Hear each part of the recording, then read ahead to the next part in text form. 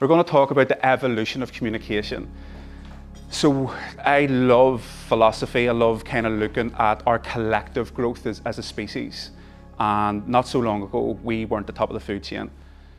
We're by no means the fastest, we're by no means the strongest, we're by no means arguably the smartest.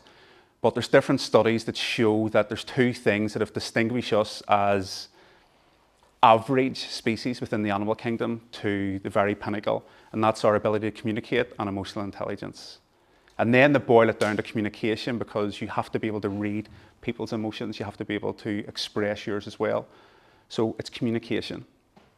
And language and our ability to communicate has defined us as human beings. Today we're going to talk about verbal and non-verbal, we're going to talk about body language, but there's certain universal studies that have been shown about how we communicate.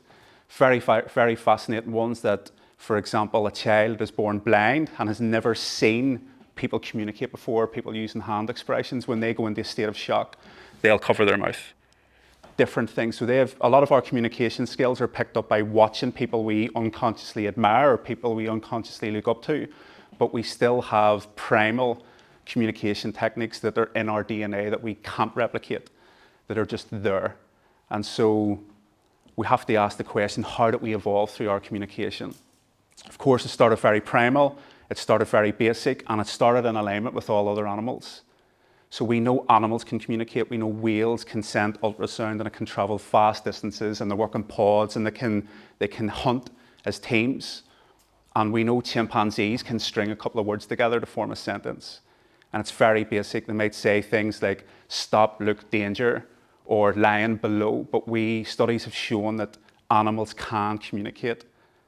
But then the difference between that is we have evolved, as our communication has evolved, we can articulate our needs, we can express our concerns, we can say what places we went and gathered food, where the danger was, what our emotional needs are, and we can listen to people within a tribe.